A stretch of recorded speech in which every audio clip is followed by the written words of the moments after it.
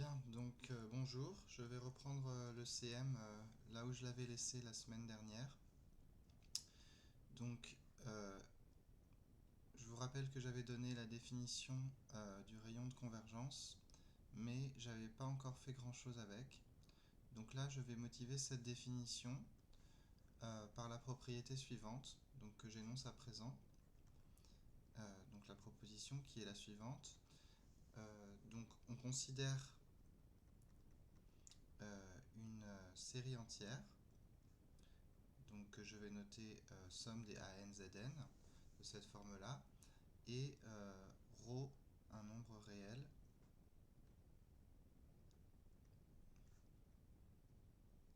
que je vais supposer strictement positif.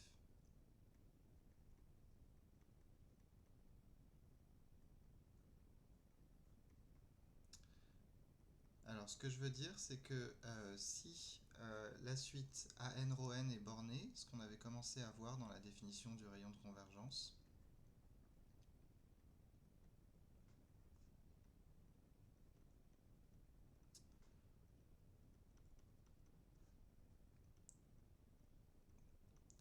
alors la série somme des ANZN converge absolument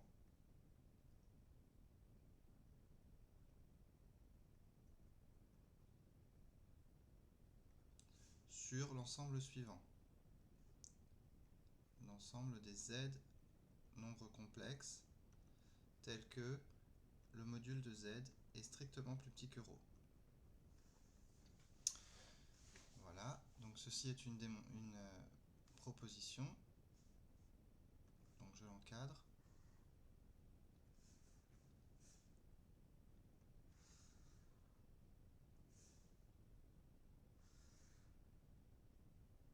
Voilà.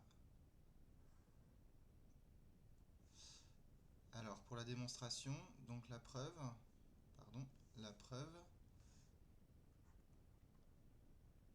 est la suivante. Donc par hypothèse, on a supposé que cette suite était bornée. Donc par hypothèse,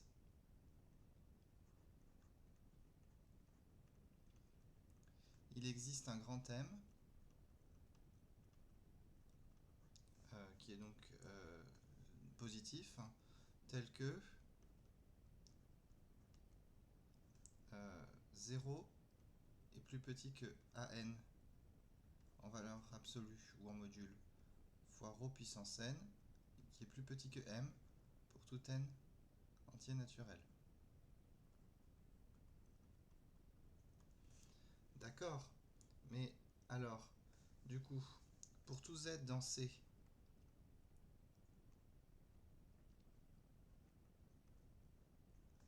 tel que le module de z est strictement plus petit que ρ, on a la chose suivante. Donc le module, cette fois-ci, de AN Zn, il est égal à AN fois ρ à la puissance n, que je remultiplie par z à la puissance n divisé par ρ à la puissance n. D'accord? Mais ici, qu'est-ce que je reconnais? Je reconnais ici quelque chose qui est borné. D'accord? Donc cette suite-là, elle est bornée. D'accord? Et ça, c'est une série géométrique de raisons strictement plus petites que 1. Enfin, c'est une suite géométrique de raisons strictement inférieures à 1. D'accord? Donc maintenant, en fait, cette chose-là, elle est plus petite que m fois module de z à la puissance n divisé par ρ à la puissance n.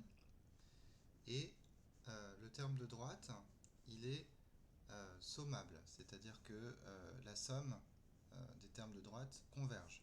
D'accord? Donc nous savons que, donc par le critère des séries géométriques, nous savons que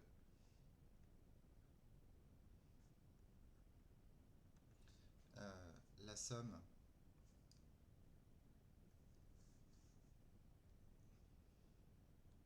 pour n allant pour n plus grand ou égal à 0 des modules de z à la puissance n divisé par ρ à la puissance n est convergente.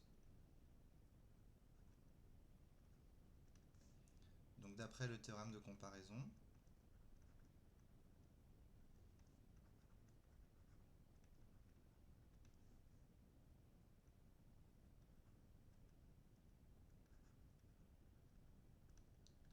pour les séries géométriques, pour les séries à terme positif,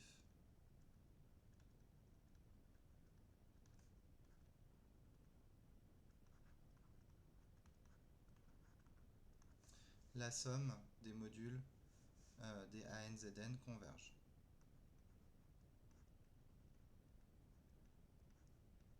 D'accord? Autrement dit,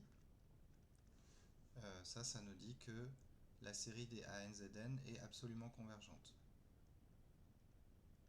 Ce qu'il fallait démontrer.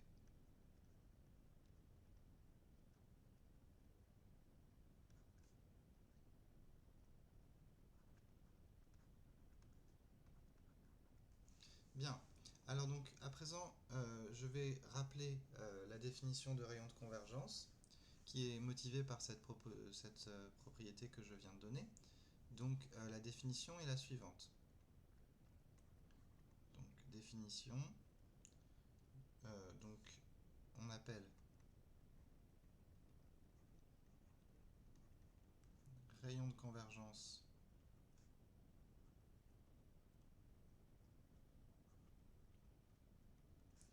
de la série entière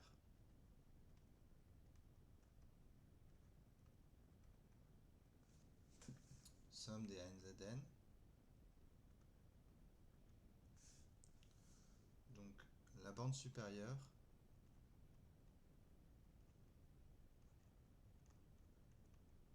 d'accord, donc qui peut être éventuellement infinie,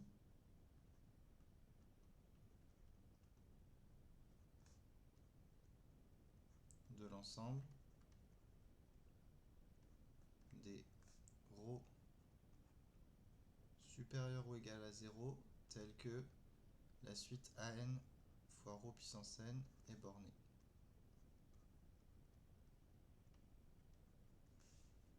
Voilà pour la définition du rayon de convergence.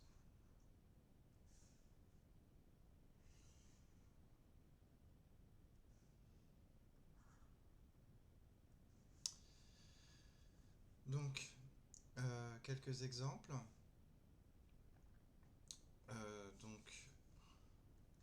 Alors un premier exemple, c'est le suivant.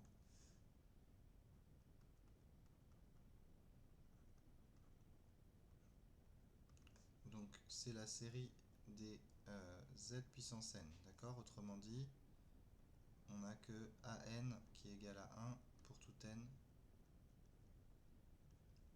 entier naturel. Bon, alors là, c'est pas très dur de voir que si vous prenez ρ un réel positif, la suite an ρ n, donc la suite an ρ n, elle est simplement égale à la suite ρ n. Elle va être bornée, c'est une suite géométrique, donc elle va être bornée si et seulement si ρ est plus petit ou égal à 1. Donc ça nous dit que maintenant le sup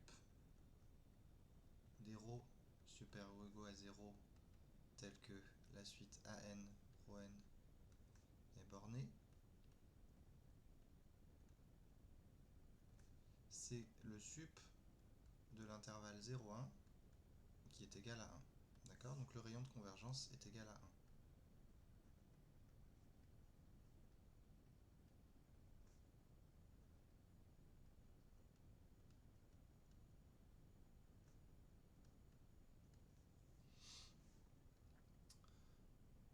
Alors, je donne un autre exemple.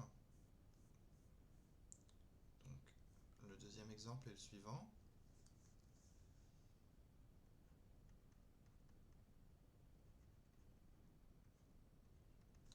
On considère série entière somme des 1 sur 2 puissance n fois zn. D'accord? Donc ici, an, c'est égal à 1 sur 2 puissance n pour tout n supérieur ou égal à 0. Alors ici, si on prend ρ supérieur ou égal à 0, alors, et on regarde la suite an rho n. Donc an rho n, ici, rho puissance n, ça c'est égal à la suite des rho puissance n sur 2 puissance n. D'accord? Mais pour tout n, on n'a que rho puissance n sur 2 puissance n, ça c'est égal à rho sur 2 à la puissance n. D'accord? Donc il y a plusieurs cas. Si ρ il est strictement plus grand que 2, alors la suite ρ sur 2 à la puissance n, elle diverge, elle tend vers plus l'infini. Si ρ est égal à 2, alors la suite ρ sur 2 à la puissance n, elle est constante égale à 1.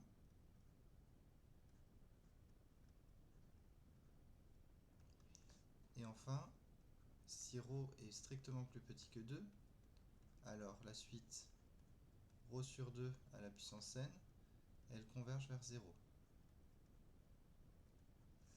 Dans les deux cas, les deux derniers cas, on n'a que la suite an rho n est bornée.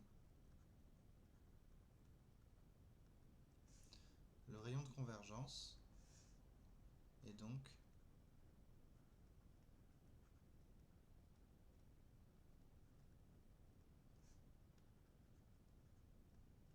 la borne supérieure de l'intervalle 0,2 qui est égale à 2 dans ce cas-là. Alors, donc, je vais donner maintenant deux méthodes pour calculer des rayons de convergence. Donc ces méthodes, vous vous rappelez des critères qu'on utilisait pour déterminer la convergence ou non des séries numériques. Donc la première méthode, c'est la méthode du quotient de d'Alembert. Donc proposition. Donc c'est la méthode du quotient de d'Alembert. Donc soit somme des ANZN, une série entière,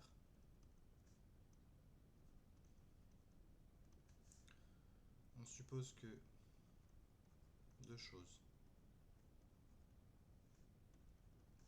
AN n'est pas nul,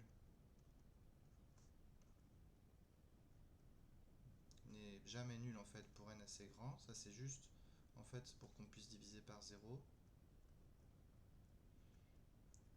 Qu'on puisse ne pas on va diviser par an, donc il ne faut pas qu'on divise par 0, c'est ça que je voulais dire.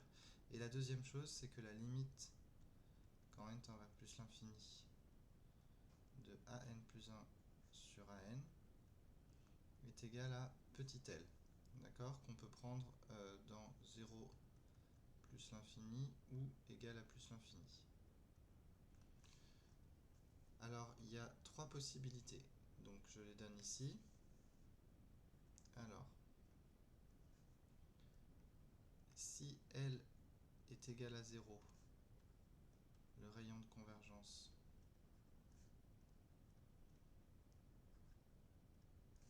il est infini. Si L est supérieur à 0, mais que L est strictement plus petit que l'infini, et que L est strictement plus petit que plus l'infini, le rayon de convergence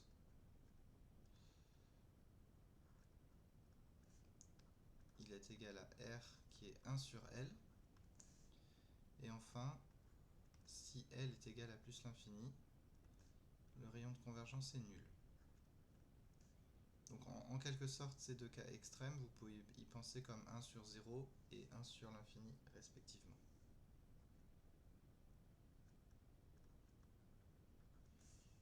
Voilà la proposition.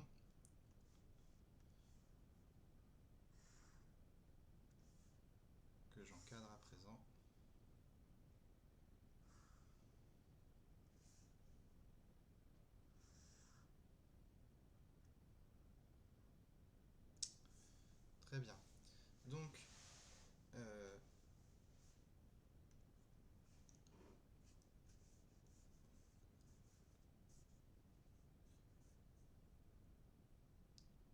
Donc tout ceci pour dire que on calcule les quotients et on regarde s'ils admettent une limite. S'ils admettent une limite, on regarde cette limite et on prend son inverse. Ou dans les cas extrêmes, on regarde si elle est nulle et on obtient un rayon de convergence infini, ou si elle est infinie, on obtient un rayon de convergence nul. Alors, on pourrait retraiter les exemples précédents. Je vais le faire tout de suite. D'accord? Donc l'exemple précédent, c'est le suivant. Donc exemple. Donc c'est l'exemple de la somme des 1 sur 2 puissance n fois z puissance n. À ce moment-là, an, c'est 1 sur 2 puissance n. Et si vous calculez an plus 1 sur an, vous allez tomber sur 1 demi pour tout n.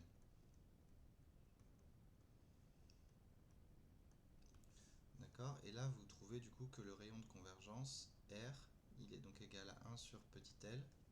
Donc la limite étant égale à 2, à 1 demi, pardon. Donc ici, avec L égale la limite quand n tend vers plus l'infini des an plus 1 sur an, qui est égal à 1 demi. Donc on retombe bien sur R est égal à 2. Autre exemple, on va regarder à présent cette série. Donc c'est la somme des z puissance n sur n factoriel. Alors ici, on n'a que an égale 1 sur n factoriel. Donc si vous calculez an plus 1 sur an, ça c'est égal à 1 sur n plus 1 factoriel que vous multipliez par l'inverse de 1 sur n factoriel, c'est-à-dire n factoriel. Donc du coup, vous tombez sur 1 sur n plus 1. Donc on obtient que la limite, quand n tend vers plus l'infini, de an plus 1 sur an, elle est égale à 0. Donc R est égal à plus l'infini dans ce cas-là. Bon, bien. Donc là, j'ai traité deux exemples. Je vais voir maintenant un autre critère qui est légèrement plus puissant que cette règle du quotient, mais qui est aussi en général un petit peu plus compliqué à mettre en œuvre. Donc il s'agit de la règle des racines de Cauchy. Donc je l'énonce à présent. D'accord, donc c'est la règle des racines de Cauchy. Ah oui, donc j'avais pas écrit en haut, mais ça, c'était la règle du quotient de d'Alembert. Donc je peux l'écrire ici. Pardon, je vais l'écrire ici. Voilà. Donc ici c'était la règle du quotient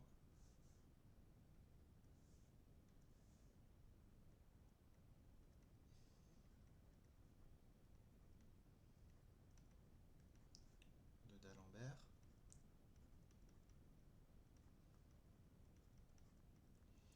Et maintenant, je veux parler de la règle des racines de Cauchy. Donc la règle est la suivante, elle est encore plus simple à énoncer. Donc soit somme des an, zn, une série entière,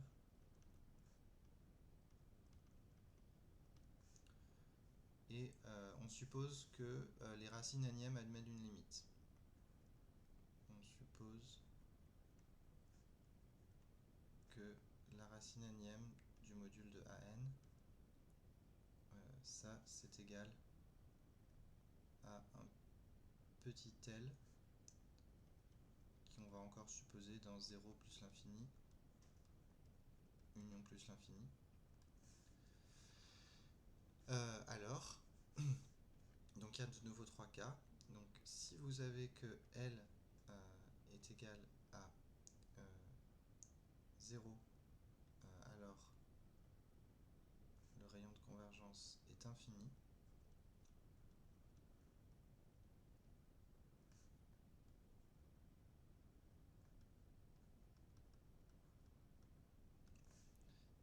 si 0 est strictement plus petit que L, est strictement plus petit que l'infini, alors le rayon de convergence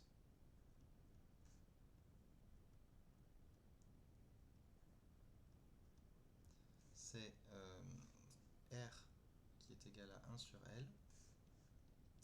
Et enfin, si L égale plus l'infini, le rayon de convergence est nul. C'est pas le cas le plus intéressant parce que ça veut dire que on va pas réussir à vraiment faire converger notre série entière.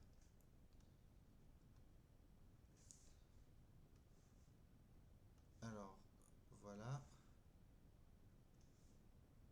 cette proposition, la règle des racines de Cauchy. Et je vais donner un exemple illustratif qui devrait vous rappeler des souvenirs. Je pense que vous commencez à être habitué à ce type d'exemple. Donc l'exemple est le suivant. Donc exemple, attendez, je remonte un peu pour qu'on voit encore bien la règle des racines de Cauchy quand je donne mon exemple.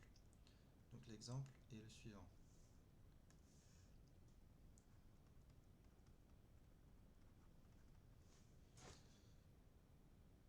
Donc on va considérer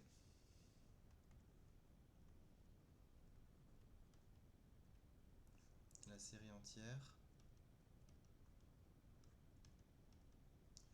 somme des 1 plus 1 sur n à la puissance n carré fois zn. Je pense que là vous commencez à voir où je vais en venir. Donc oui, on va faire démarrer à n égale 1 pour pas diviser par 0. Et alors là, si vous regardez, donc en fait ici an il est égal à 1 plus 1 sur n à la puissance n carré. D'accord? Mais du coup, pour tout n plus grand ou égal à 1, si je calcule an puissance 1 sur n, je tombe sur 1 plus 1 sur n à la puissance n. D'accord? Mais ça, quand n tend vers plus l'infini, ça tend vers e. Donc je suis dans le cadre d'application de la règle des racines de Cauchy avec petit l égale e. Donc d'après la règle des racines de Cauchy,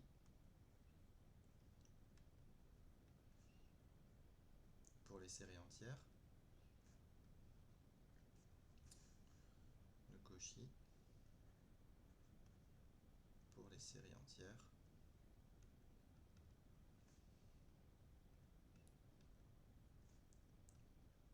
le rayon de convergence est 1 sur e. Voilà. Alors, je ne vais pas m'attarder sur les démonstrations de ces deux règles, mais comme je pense que vous vous en doutez, en fait, ça revient essentiellement à la preuve de la règle du quotient de d'Alembert et de la règle des racines de Cauchy, qui avait donc été traitée dans le chapitre 2 sur les séries numériques. Alors je donne une dernière règle, enfin plutôt un outil qui peut être souvent assez utile pour déterminer le rayon de convergence des séries entières. Donc c'est le suivant. Donc on va se donner cette fois-ci an z puissance n et somme des bn z puissance n de séries entières. Et on va supposer que les suites an et bn des coefficients sont équivalentes. Alors, les séries entières, somme des an zn et somme des bn zn, elles ont le même rayon de convergence.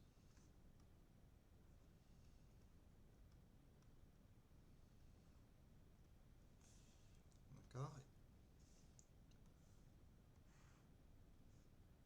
Alors, pour ça, je ne donne pas d'exemple, mais si vous voulez des exercices d'application, vous pouvez aller voir notamment dans l'exercice 16 de la feuille de TD.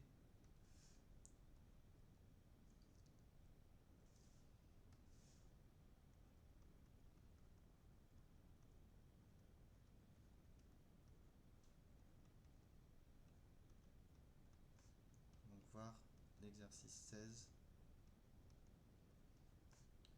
de la feuille de TD.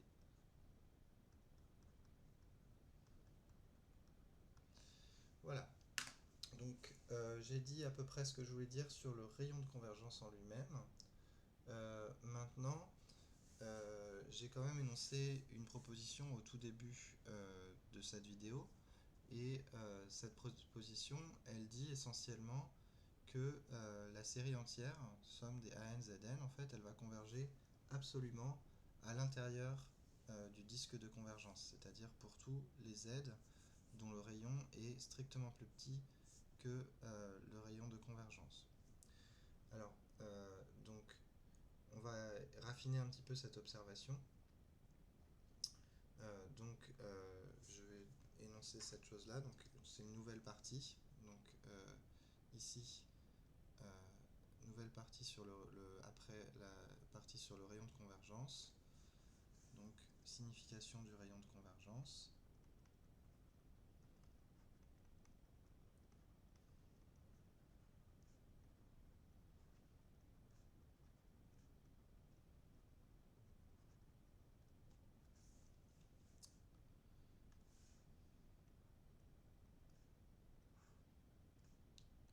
Et on va revenir un peu sur quelques calculs de rayon de convergence pour vérifier que c'est bien cohérent.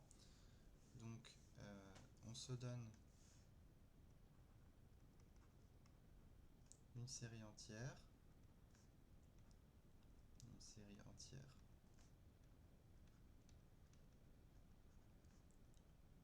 De rayons de convergence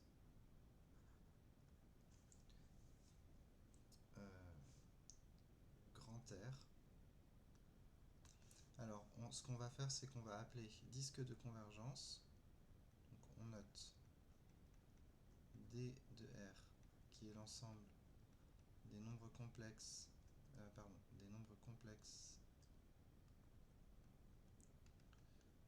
de modules strictement plus petits que R, le disque de convergence.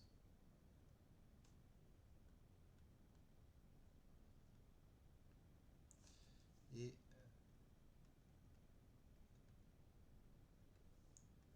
ça, donc son adhérence, ce qu'on appelle son adhérence.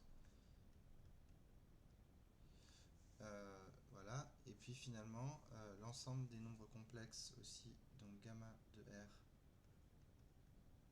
l'ensemble des nombres complexes de modules exactement égal à R, le cercle d'incertitude.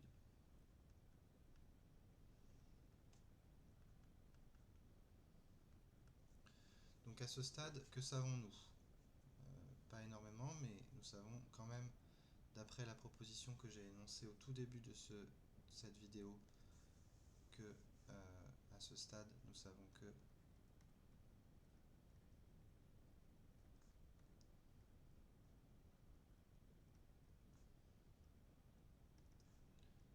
sur D de R, il y a convergence absolue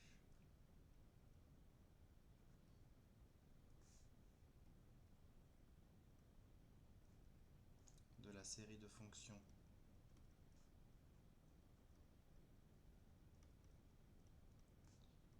de termes général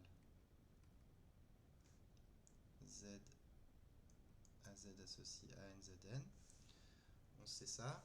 Et puis on sait aussi que si on travaille un tout petit peu, que en dehors de plus, en dehors de l'adhérence du disque de convergence, il y a divergence. Puisqu'en fait le terme général lui-même ne converge pas vers 0. D'accord? Donc ça c'est pas difficile, je vous laisse vous en convaincre. Et en fait, donc toute la question un petit peu, enfin, une certaine gamme de questions, disons, c'est savoir ce qui se passe sur le cercle d'incertitude. Donc sur le cercle d'incertitude, on va y revenir, mais tous les comportements sont possibles a priori.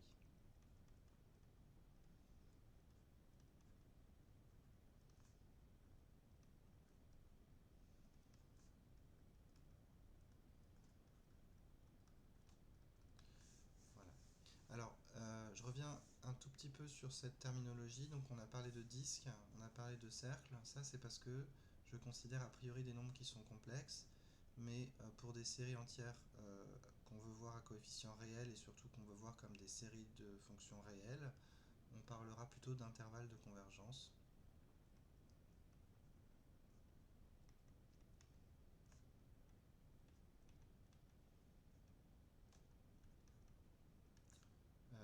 On parlera plutôt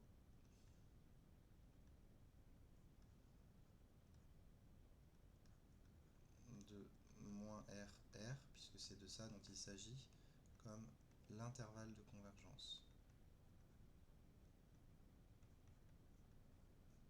C'est une convergence qu'à ce stade on sait absolue, et en fait on va voir un petit peu meilleur que ça, mais c'est ce qu'on sait à ce stade. Alors je fais juste cette remarque qui est que, donc une remarque qui va mettre en lien deux exemples précédents. Donc on a regardé une première série entière, je vais appeler la somme de sa série S de Z, qui est la somme pour n allant de 0 à plus l'infini des z puissance n. Alors en fait ça, on sait que c'est égal à 1 sur 1 moins z pour tout z tel que appartenant au disque de rayon 1, d'accord? Et puis par ailleurs, j'ai envie de regarder t de z, qui est cette fois-ci la somme pour n allant de 0 à plus l'infini des 1 sur 2 puissance n zn, qui en fait ça c'est 1 sur 1 moins 1 demi z, d'accord? Et ça c'est valable pour tout z appartenant au disque de rayon 2. D'accord? Donc là on voit que le fait que t a rayon de convergence 2, ça se comprend au niveau de la somme de la série entière. Donc on a bien en fait que t de z, ça c'est égal à s de 1 demi z. D'accord? Donc on a un rayon de convergence 1 pour la série entière S et rayon de convergence 2, comme on l'a vérifié dans les exemples précédents, pour la série entière T. Donc c'est cohérent avec cette interprétation du disque de convergence. Très bien. Alors, je passe maintenant à la partie 3F qui concerne les opérations sur les séries entières. Donc, je dois descendre un petit peu. Donc, je vais d'abord voir ces opérations comme des choses formelles. Je vous ai dit que les séries entières généralisent en quelque sorte les polynômes. Et avec les polynômes, on a toute une série d'opérations algébriques. Donc, ces opérations formelles, vous pouvez y penser dans un premier temps comme à une généralisation des opérations algébriques sur les polynômes. Et en fait, on va voir qu'elles ont un sens même analytiquement. Donc, opérations sur les séries entières. Donc, la première chose qu'on a envie de faire, c'est des sommes, bien sûr. Donc, on a envie de sommer des séries entières et de les multiplier par des nombres réels. Et c'est autorisé. Donc, les séries entières, en fait, forment un espace vectoriel. Bon, très bien. Une fois que j'ai dit ça, la question qui nous concerne, c'est de savoir qu'est-ce qu'il arrive au rayon de convergence quand on fait des combinaisons linéaires de séries entières. Donc on a la chose suivante. Donc, proposition.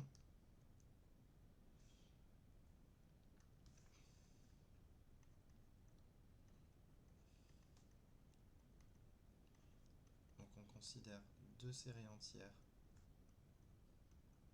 somme des ANZ puissance n et somme des BNZ puissance n, deux séries entières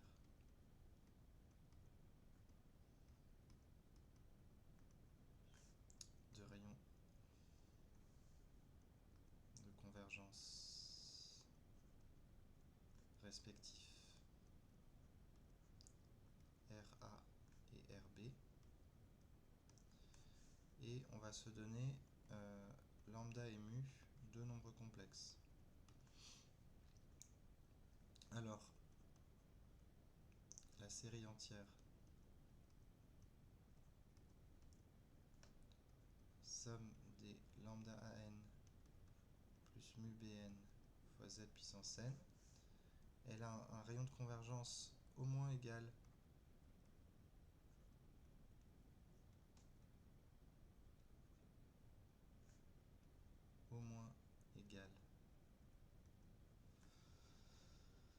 à min de RA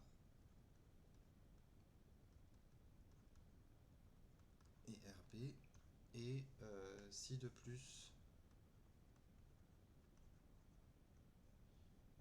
RA est strictement plus petit que RB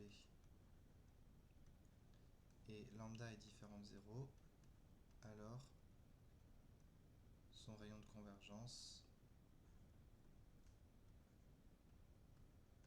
c'est égal à RA.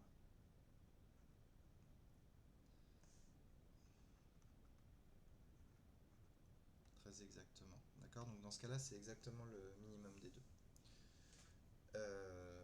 Bon. Bien. Et puis, en fait, bon, ce qui arrive aussi, c'est que quand vous faites la somme de la série entière, vous tombez bien sur la combinaison linéaire des sommes de séries entières comme on s'y attend.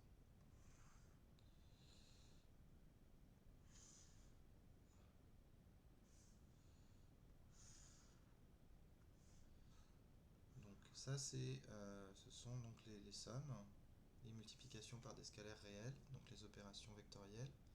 Second type d'opération, qu'on va appeler la dérivée. Alors à ce stade, c'est une dérivée qu'on va appeler formelle, mais très rapidement, on va voir qu'elle correspond à une vraie dérivée. Au moins pour les séries entières réelles. Ah, je vais y arriver. Définition. Dérivée formelle.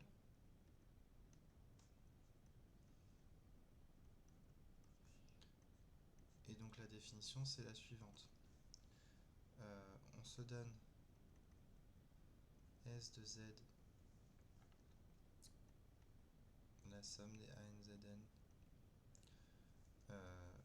En fait, juste, pardon, somme des ANZN ont une série entière, c'est ce que je voulais dire, juste une série entière, soit somme des ANZN, une série entière. On se moque a priori du rayon de convergence.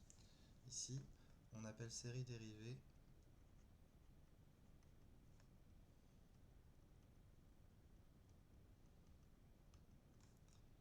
la série entière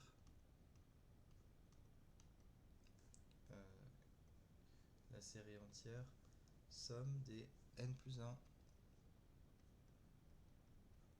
à n plus 1 Zn. Donc vous voyez, il y a deux choses qui arrivent. Il y a un décalage de l'indice et une multiplication par n plus 1. Ça, c'est ce qui arrive si vous dérivez formellement, terme à terme, une série entière.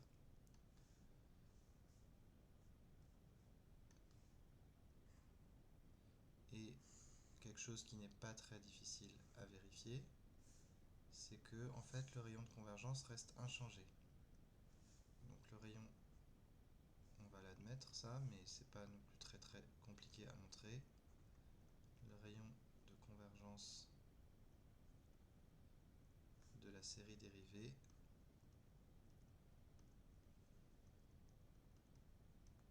est le même. Alors oui, en fait, au moins le même, il peut augmenter. Par exemple, non, c'est exactement le même, pardon, excusez-moi, et le même que celui de la série de départ. Bon, voilà, c'est juste ça que je veux dire. Et on peut évidemment faire des dérivées successives et le rayon de convergence reste le même. Alors, dernier type d'opération, donc là on a vu les sommes, on a vu les dérivées. Dernier type d'opération qu'on peut vouloir faire sur les séries entières, c'est le produit de Cauchy. Donc je donne sa définition. Alors on avait déjà vu un produit de Cauchy pour les séries numériques. Ça va y ressembler très fortement. Donc soit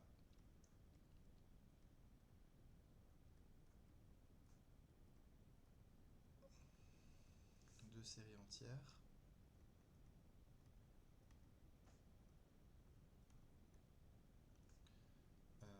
appelle produit de Cauchy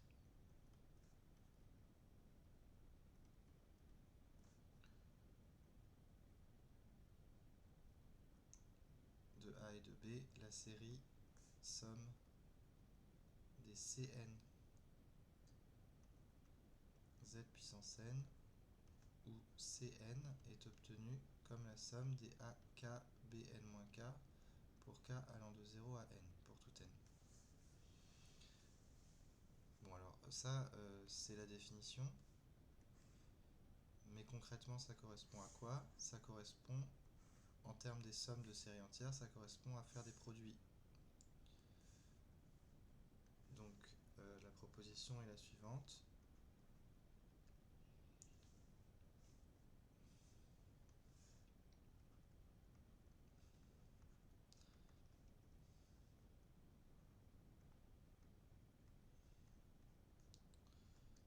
Donc somme du produit de Cauchy, pardon.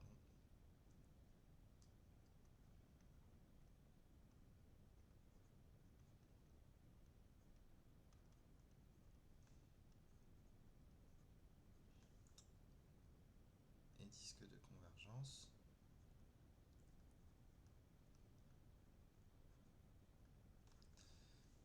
Donc on se donne ANZN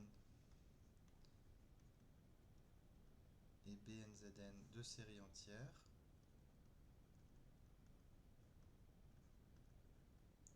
Alors jusqu'à présent, prendre le produit de Cauchy, c'est une opération purement formelle.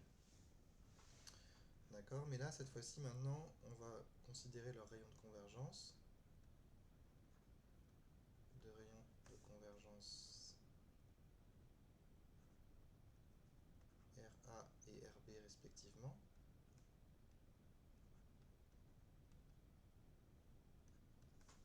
Et on va considérer somme des CNZN, leur produit de Cauchy.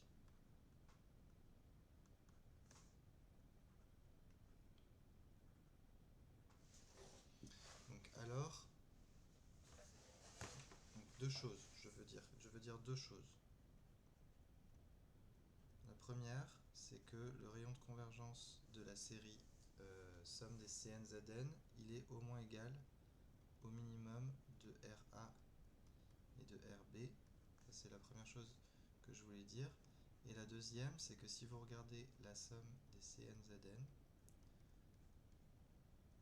donc ça pour n allant de 0 à plus l'infini, ça c'est la somme des ANZN fois la somme des BNZN. Donc partout là où ça fait sens, en particulier à l'intérieur du plus petit des deux disques de convergence de somme des ANZN et de somme des BNZN. Alors c'est une inégalité, hein. En général c'est pas une égalité, et on peut donner tout de suite un exemple.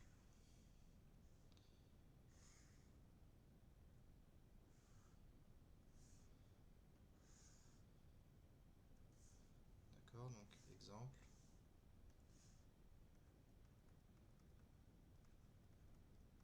On peut donner à n la suite constante égale à 1. Donc là on sait que somme des ANZN, dans ce cas c'est 1 sur 1 moins z, de rayon de convergence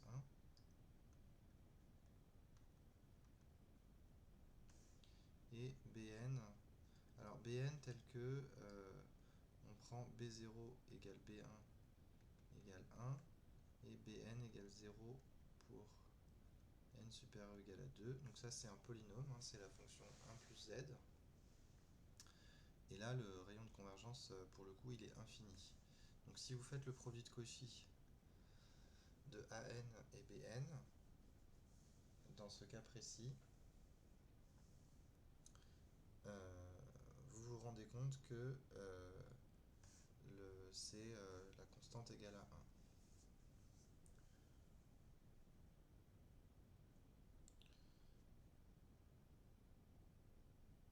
Oui. Pardon, c'était B1 qui est égal B1, B0, c'est pas ça que je voulais. Donc c'était B0 qui est égal à 1, c'est là que je me rends compte du problème, B1 qui est égal à moins 1. D'accord? Donc là, si on calcule le produit de Cauchy, Cn, ça c'est la somme pour k allant de 0 à n des ak bn moins k, mais concrètement, il n'y en a que deux qui sont non nuls parmi les bn moins k en fait. Donc ça c'est égal à en fait à n fois b0 moins à n moins 1 fois donc à n fois b0 qui est égal à 1 moins à n moins 1 ou plus à n moins 1 fois moins 1, et donc ça c'est bien égal à 0 pour n supérieur ou égal à 1, et le seul cas où c'est pas égal à 0 c'est quand n est égal à 1, auquel cas ça vaut 1. Donc on a bien retrouvé que Cn c'est égal à 1 si n est égal à 0 et c'est égal à 0 sinon. Donc somme des Cn/Zn en fait c'est la fonction constante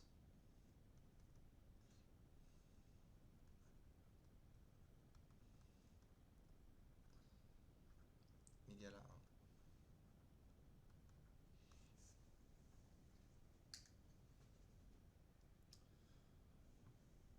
Voilà, bon, alors,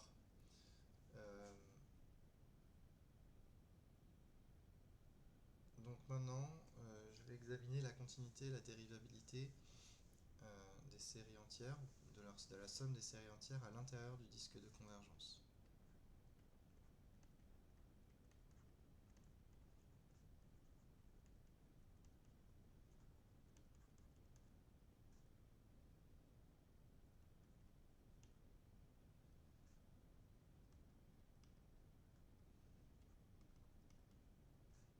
Ou de l'intervalle de convergence si on est en présence de séries entières réelles à l'intérieur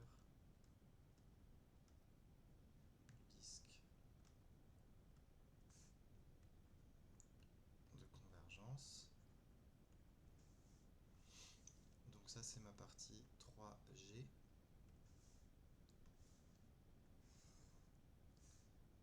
Alors le théorème principal est le suivant. Donc là c'est un théorème, c'est le premier de cette vidéo, mais en fait il découle de théorèmes précédents comme vous allez le voir. Donc on se donne ANZN, une série entière de rayons de convergence R qu'on va supposer strictement positif.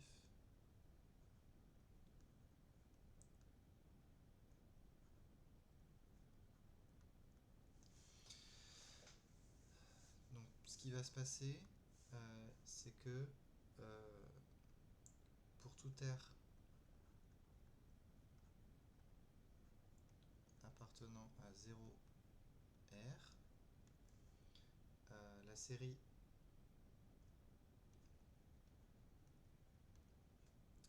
converge normalement. Donc la série de fonctions de termes général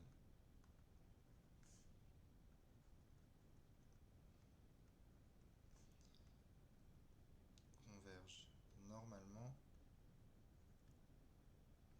sur l'ensemble que j'ai noté des barres de R. Alors ça, si vous réfléchissez en termes de nombres réels, hein, ça c'est tout bêtement moins RR si c'est une série entière réelle. Ce qui va être le cas dans la plupart des cas qui nous intéressent en fait assez rapidement.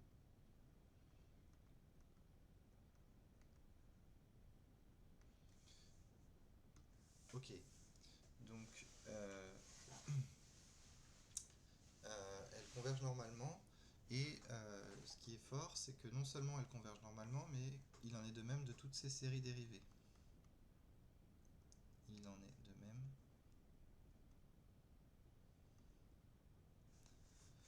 de ces séries dérivées successives.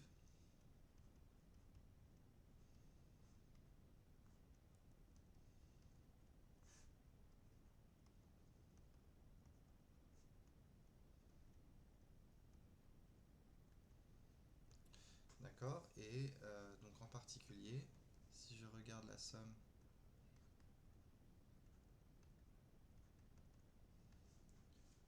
donc la somme S de Z, qui est la somme pour n allant de 0 à plus l'infini des AN ZN, elle définit une fonction de classe C infini. Donc ça veut dire de classe CK pour tout K sur moins RR. En fait, même sur moins RR, plutôt, je devrais l'écrire comme ça, c'est mieux d'ailleurs. Et ce qui se passe, c'est que pour tout K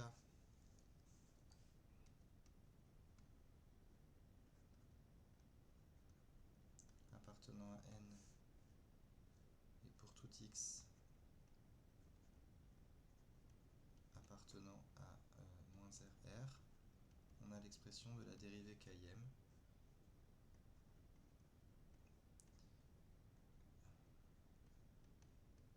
Ça, c'est la somme pour n allant de 0 à plus l'infini de n plus 1 fois n plus 2, etc. jusqu'à n plus k fois an plus k Zn. Voilà. Alors, ce théorème, en fait, est une conséquence du théorème que j'avais énoncé il y a 2 semaines et qui concernait,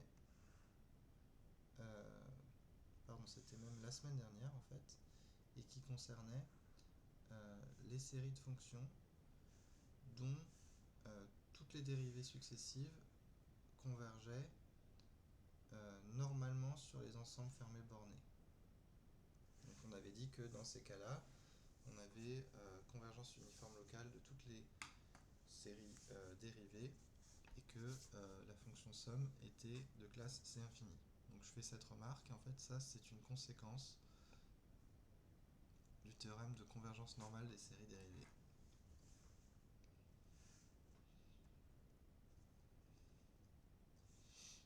Et il n'y a pas grand chose en fait, il faut juste dérouler ce théorème. Sur la preuve, c'est une conséquence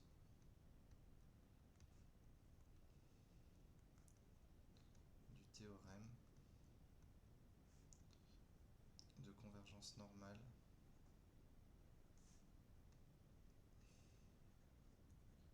des séries dérivées que j'avais donné donc dans la partie du cours sur les séries de fonctions.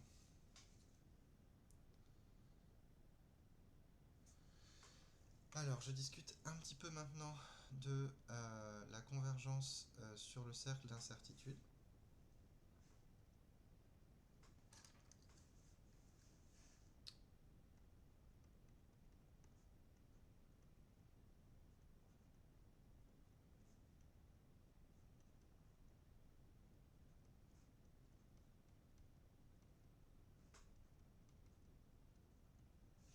Et donc, je vous ai dit il y a quelques minutes que là, il n'était pas nommé cercle d'incertitude par hasard, que tous les comportements étaient possibles.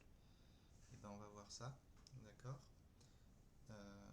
Donc, je vais vous donner donc le cercle d'incertitude.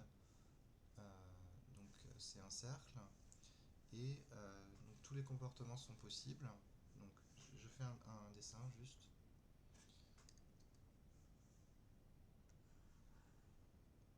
Donc, voici un cercle. Donc ici, je vous rappelle que ça, à l'intérieur du cercle, ici on a D de R, d'accord, qui est l'ensemble des nombres complexes de modules strictement plus petits que R. Ici, le cercle d'incertitude lui-même, c'est ce que j'ai appelé gamma de R.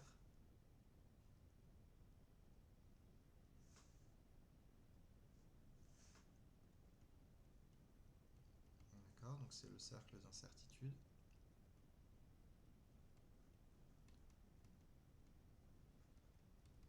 Et maintenant, on va voir qu'il peut y avoir convergence ou non de la série entière sur son cercle d'incertitude. Alors, trois exemples. Trois exemples qui donnent des comportements différents. Donc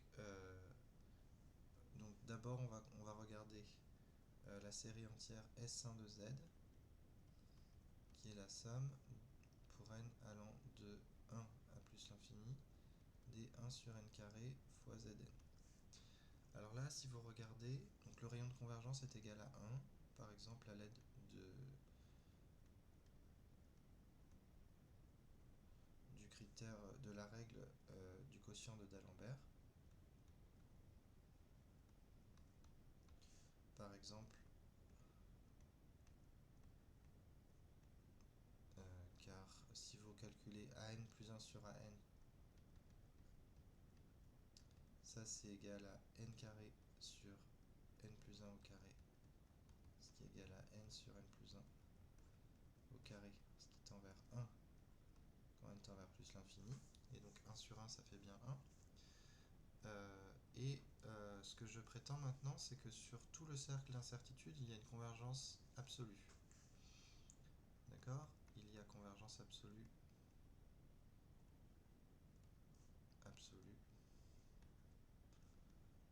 sur le cercle d'incertitude.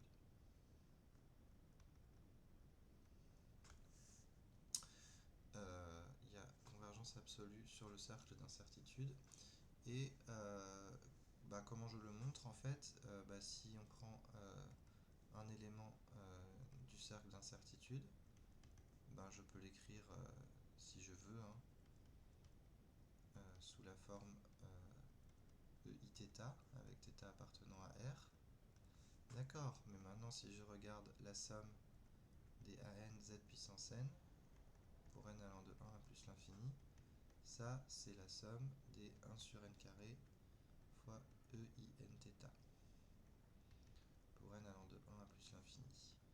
Et si je regarde le module de 1 sur n carré fois EInθ, ça c'est égal à 1 sur n carré. Or, vous savez, d'après le critère de Riemann,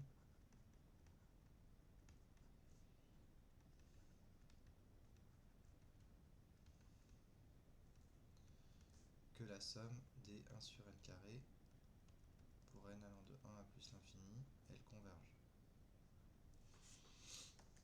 D'accord? Et donc, du coup, on a bien une convergence absolue sur tout le cercle d'incertitude. Alors, deuxième exemple, je vais prendre maintenant S2 de Z qui est égal à la somme pour n allant de 1 à plus l'infini toujours des 1 sur n fois Z à la puissance n. Alors, si je regarde maintenant pour Z égale 1, pour Z égale 1, je me retrouve face à la série harmonique.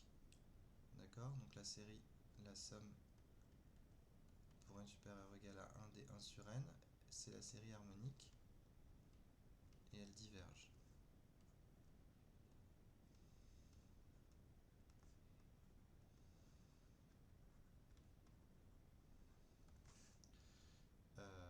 Et donc, mais par contre, ce que je prétends, c'est que pour tout Z du cercle d'incertitude, différent de 1,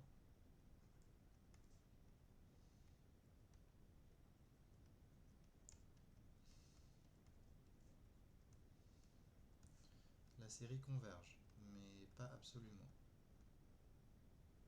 Bon, et comment je vais montrer ça? Eh bien, je vais montrer ça en utilisant le critère d'Abel. Le critère d'Abel pour les séries numériques, celui qu'on a vu dans le chapitre 2, il n'y a pas besoin de celui pour les séries, quoique avec celui pour les séries on aurait un résultat plus précis. Mais là je veux juste parler de convergence de la somme. Donc ce que je veux dire, c'est que maintenant je prends un petit z qui est sur le cercle d'incertitude et qui est différent de 1, et j'écris z sous la forme EIθ. D'accord?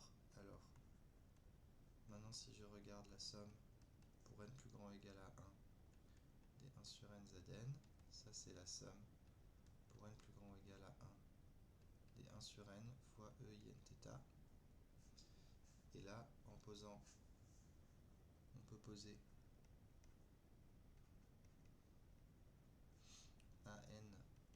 sur n et Bn égale EIN θ.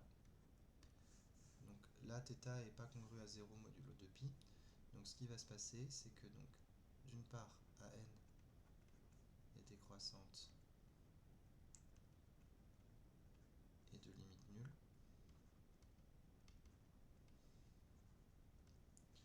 Et d'autre part, Bn a ses sommes, la série de termes générales Bn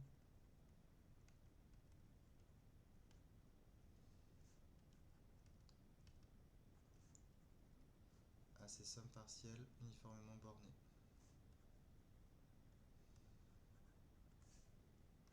D'accord, ça c'est un argument qu'on a fait moult fois en TD et en CM. Je le rappelle rapidement. Si vous regardez la somme pour n allant de 1 à grand N des Bn, ça c'est égal à la somme pour n allant de 1 à grand N des EIN θ. Et ça se calcule à l'aide de la formule qui donne la somme d'une série géométrique. Ça c'est égal à EIθ fois la somme pour n allant de 0 à grand N moins 1. J'écris ça parce que c'est un peu plus agréable de commencer à 0 des EIN θ, qui est égal à EIθ fois 1 moins EIN θ sur 1 moins EIθ. D'accord, mais dans tous les cas, si vous prenez les modules maintenant, la somme pour n allant de 1 à grand N des Bn en module, ça c'est toujours plus petit que EIθ fois 1 moins EIN θ divisé, pardon, je vais faire une barre plus droite, divisé par 1 moins EIθ. D'accord, et ça c'est toujours plus petit que 2 divisé par 1 moins EIθ. Donc d'après le théorème sommatoire d'Abel,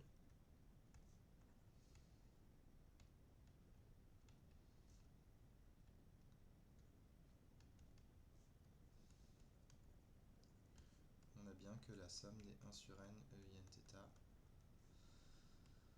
pour n plus grand ou égal à 1 converge. Donc si je reviens au cercle d'incertitude, on avait une divergence en 1 et une convergence partout en dehors de 1. Maintenant je veux montrer qu'il peut aussi arriver qu'il y ait une divergence partout. Ah non, divergence partout je l'ai déjà dite. Non, divergence partout je ne l'ai pas dite, donc je donne le dernier exemple avec une divergence partout. Donc c'est cet exemple. C'est la somme pour n allant de... Alors là je vais me permettre de commencer à 0 cette fois-ci, de 0 à plus l'infini des z puissance n, en fait on l'a déjà rencontré. D'accord. Alors, ce qu'on a vu c'est que pour z strictement plus petit que 1, S3 de z c'est 1 sur 1 moins z. Mais là, ce que je veux dire, c'est qu'il y a une divergence partout sur le disque de convergence, parce que donc partout, pour tout z sur le disque, sur le cercle d'incertitude, pardon, sur le cercle d'incertitude, qui est le cercle de rayon 1, puisque le rayon de convergence est égal à 1, comme on l'a déjà vu, sur le cercle d'incertitude,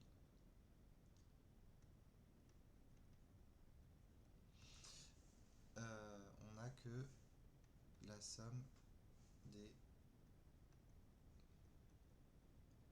sa somme pour n plus grand ou égal à 0 des Zn diverge. D'accord, puisque le terme général il reste de module 1. De module 1 pour tout n. Donc il ne converge pas vers 0.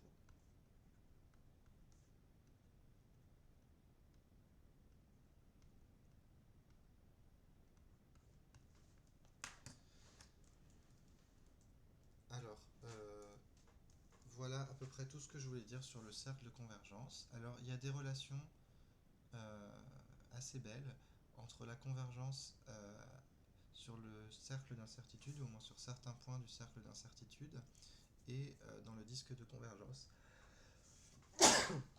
Pardon. Cela étant dit, ça ne fait pas partie du programme que je suis censé traiter avec vous, mais vous pourrez consulter par exemple le poly d'Anne-Moreau, donc de L2, qui traite ce lemme qu'on appelle parfois le lemme d'Abel radial, ou le lemme d'Abel non tangentiel, et qui donne une condition suffisante pour qu'il y ait une convergence uniforme sur certains rayons à l'intérieur du disque de convergence, et ceci jusqu'au cercle d'incertitude.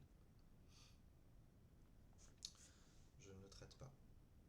Donc la dernière chose, par contre, que je veux vraiment traiter, c'est le développement en série entière. Et là, on va en quelque sorte renverser le point de vue. Donc c'est ma dernière partie en fait, c'est la partie 3i.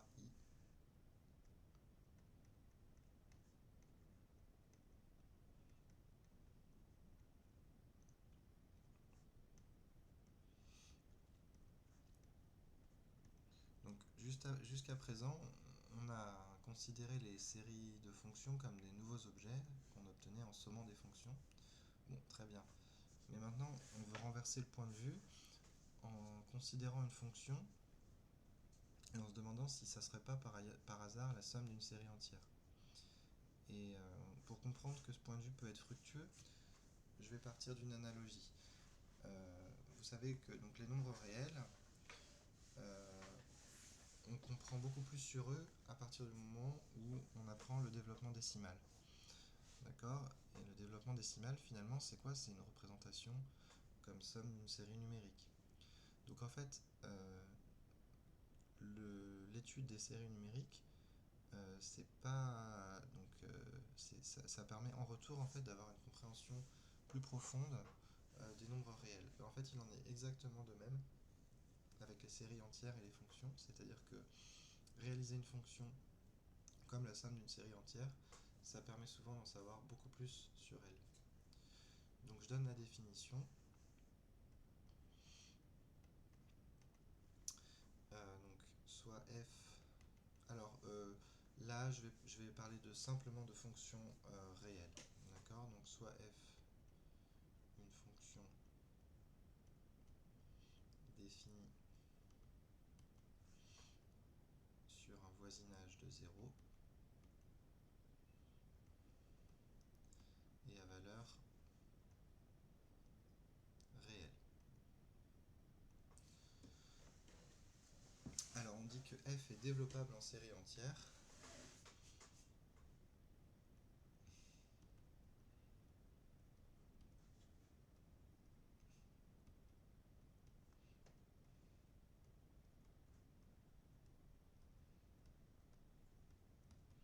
Bon, développable en série entière en 0, mais bon, je ne vais pas insister sur cette notion de développable en série entière ailleurs qu'en 0, si la chose suivante est vraie.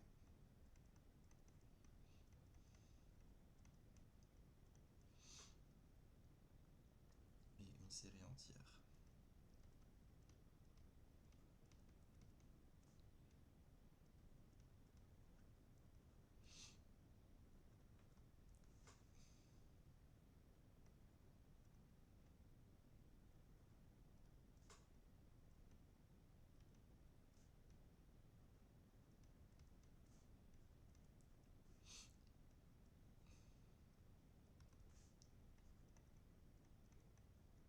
Donc pour tout x dans l'intervalle -r, r ouvert, on veut finalement écrire f de x comme la somme de la série entière somme des an x puissance n. Voilà la définition.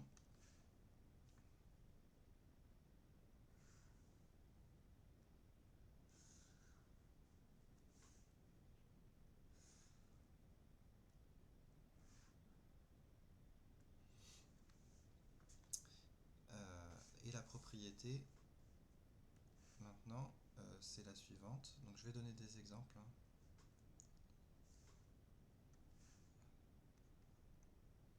Donc la propriété qui nous donne l'unicité. Ah oui, pardon, juste avant de passer à la proposition, on le dit sous forme abrégée. Donc sous forme abrégée,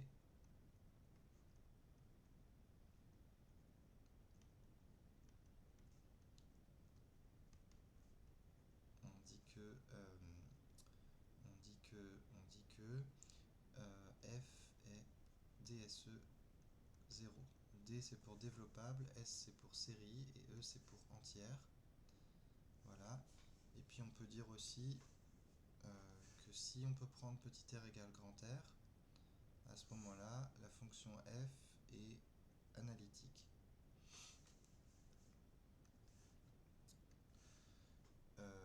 Alors maintenant la proposition unicité du développement en série entière.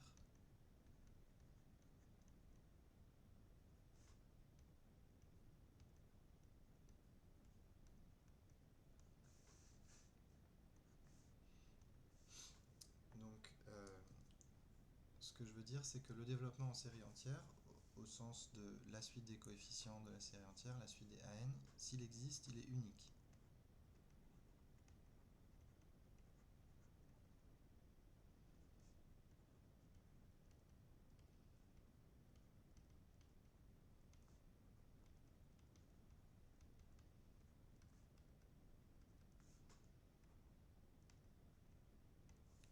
D'accord? Et puis de plus, si on arrive à développer f en série entière, donc on écrit f de petit x égale somme des AN x puissance n, pour n allant de 0 à plus l'infini, alors on peut retrouver les AN à l'aide des dérivés de f. Alors, c'est pas surprenant a posteriori que f soit infiniment dérivable, puisque comme je vous l'ai dit il y a quelques minutes, à l'intérieur du disque de convergence, on est infiniment dérivable. Et donc là, ce qui se passe, c'est que pour tout n entier naturel, le coefficient AN, ça c'est égal à la dérivée nème de f en 0 divisé par factoriel n.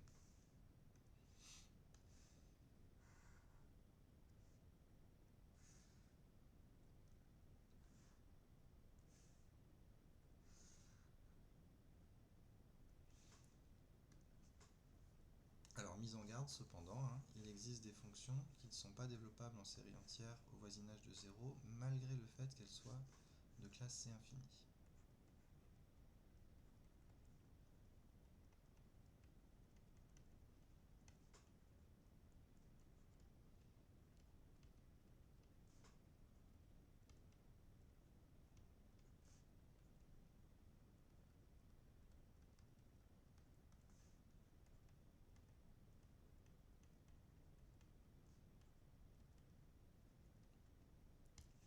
D'accord? Et l'exemple qu'on donne en général, c'est le suivant.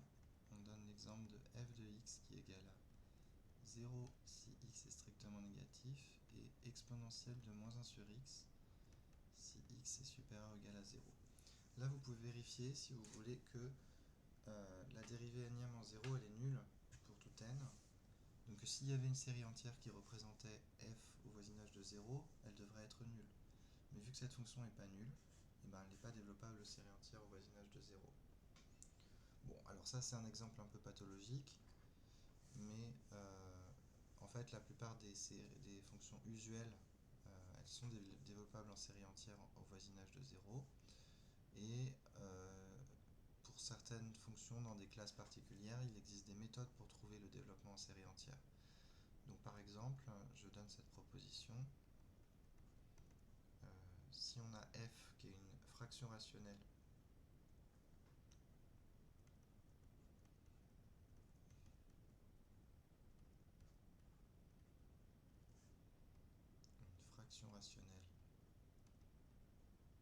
donc p de x et q de x, ce sont des polynômes à coefficients réels, et on va supposer pour simplifier q à toutes ses racines réelles,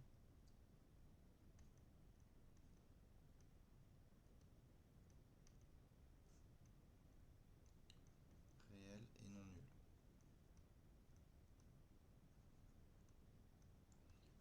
Alors, petit f, elle est bien développable en série entière au voisinage de 0. Alors, comment est-ce que vous le montrez ça? Ben, vous savez que p de x sur q de x, c'est un polynôme qu'on appelle la partie entière, plus des éléments simples, qui sont donc sous la forme alpha sur x moins alpha, alpha sur x moins x0. Donc ce que je veux dire, c'est que surtout, elle est développable en série entière voisinage de 0, avec rayon de convergence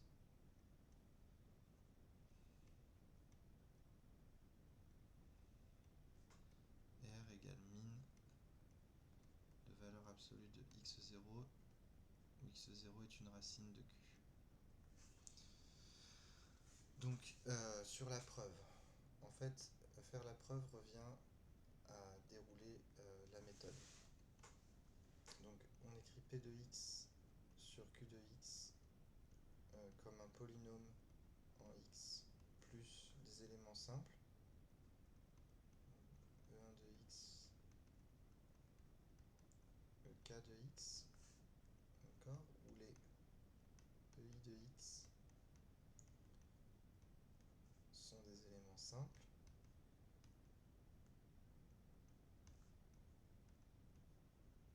D'accord, j'ai supposé qu'il a toutes ses racines réelles, d'accord, donc pas de racines complexes sont réelles, donc les éléments simples, ils sont de la forme EI de x égale alpha ij éventuellement sur x moins xi à la puissance j. D'accord, mais ça c'est facile à développer en série entière. Hein, l'exemple le plus simple, c'est quand on a j égale 1 et xi égale 1, disons, par exemple. À ce moment-là, on a simplement alpha sur x moins 1 qui est presque alpha sur 1 moins x qu'on sait développer en série entière. D'accord, donc exemple. Par exemple.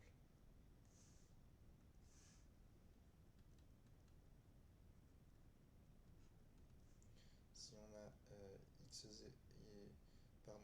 on a xi égale 1 et j égale 1 et alpha i égale moins 1, on tombe sur EI de x qui est égal à moins 1 sur x moins 1 qui est égal à 1 sur 1 moins x. Et ça, on sait le développer en série entière. On sait le développer en série entière avec un rayon de convergence égal à 1.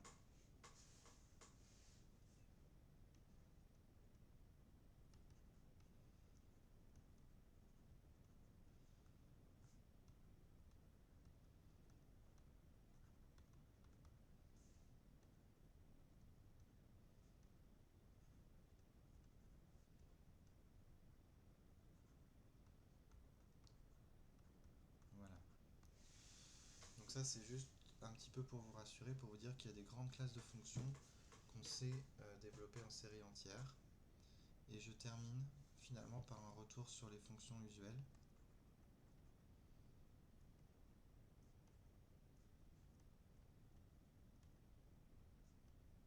De la variable réelle.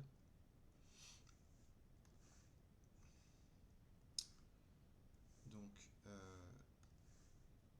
la fonction exponentielle.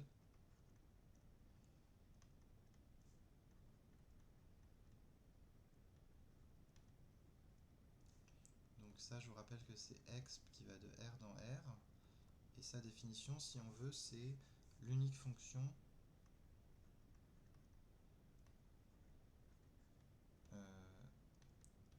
qui vérifie l'équation différentielle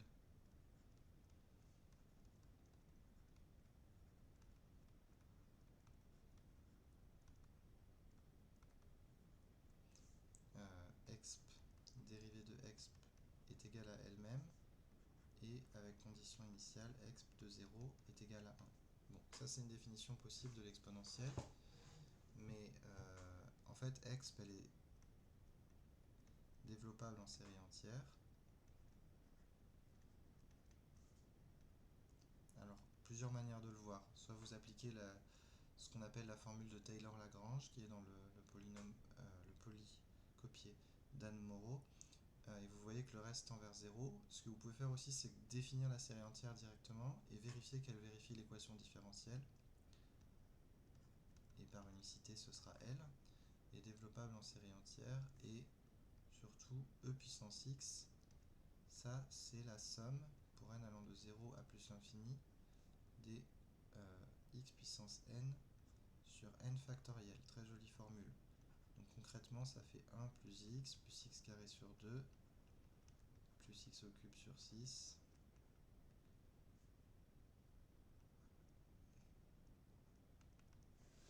Etc. Donc cette formule mérite que je l'encadre.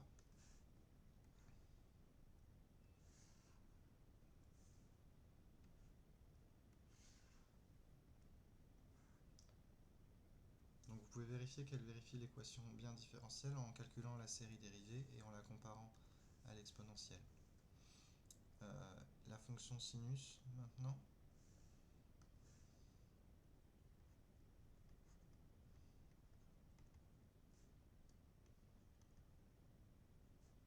Donc sinus, elle va de R dans R.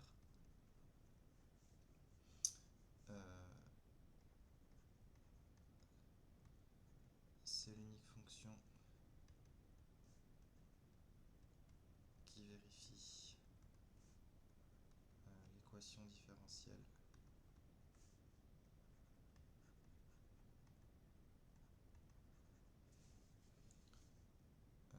sinus seconde de x qui est égal à moins sinus x, sinus de 0 qui est égal à 0 et sinus prime de 0 qui est égal à 1. Et en fait, elle est développable en série entière.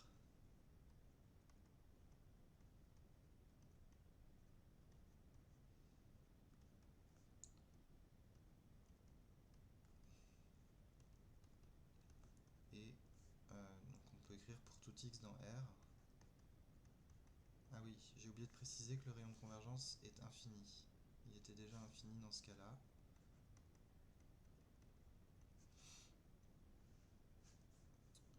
On n'a que sinus x. Ça c'est la somme. Alors cette fois-ci c'est la somme pour n allant de 0 à plus l'infini des x puissance 2n plus 1 divisé par factoriel 2n plus 1 fois moins 1 puissance n. Voilà. D'accord, donc ça concrètement ça fait x moins x au cube sur 6 plus x puissance 5 sur 120, etc.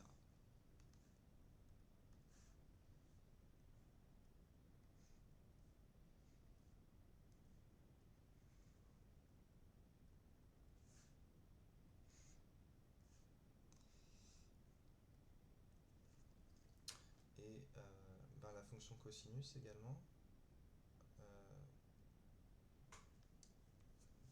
Donc cosinus est développable en série entière avec rayon de convergence infini.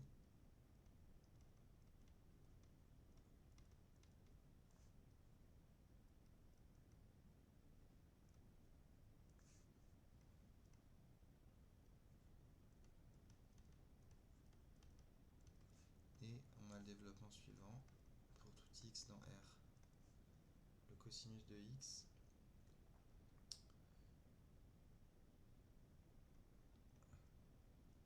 c'est la somme pour n allant de 0 à plus l'infini des moins 1 puissance n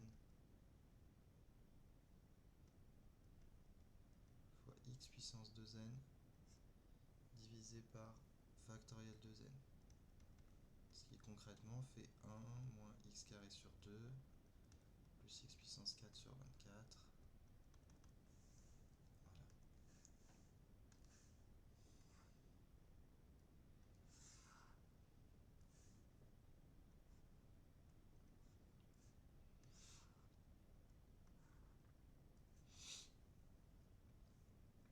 Donc ça c'était l'exponentielle, le sinus, le cosinus.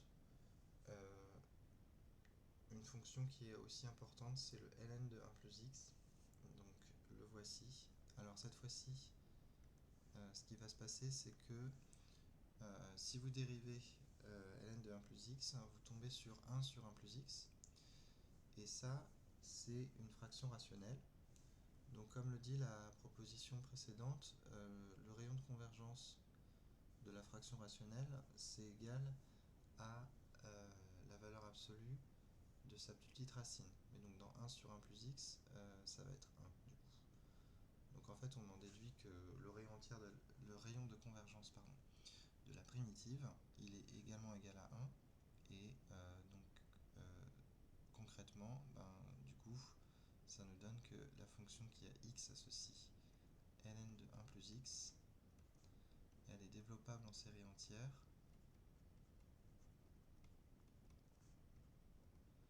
mais avec un rayon de convergence seulement égal à 1.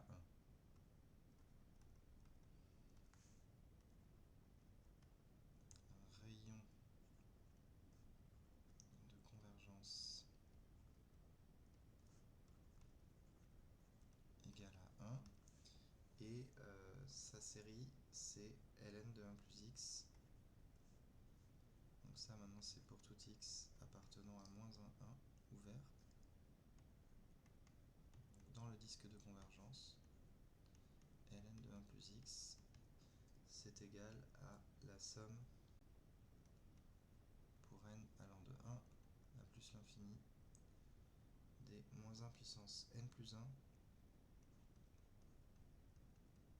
sur n fois x puissance n, ce qui est égal concrètement à x moins x carré sur 2 plus x puissance 3 sur 3,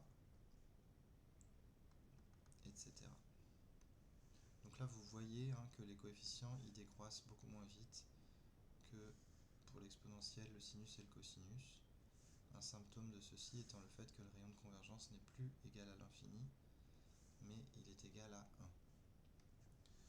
Voilà, donc vous trouvez les développements en série entière pour d'autres fonctions usuelles dans le polycopier d'Anne Moreau à la page 28. Pour nous, je vais m'arrêter là pour ce qui concerne le cours. Et je vous remercie de votre attention. Donc ces notes, maintenant je vais les enregistrer et je les dépose sur Moodle. Vous avez également les notes de cours que j'ai tapées sur les chapitres 1 et 3. Et donc à présent, je vous souhaite de bonnes révisions, un bon travail sur les exercices du TD et bonne chance pour l'examen la semaine prochaine. Merci.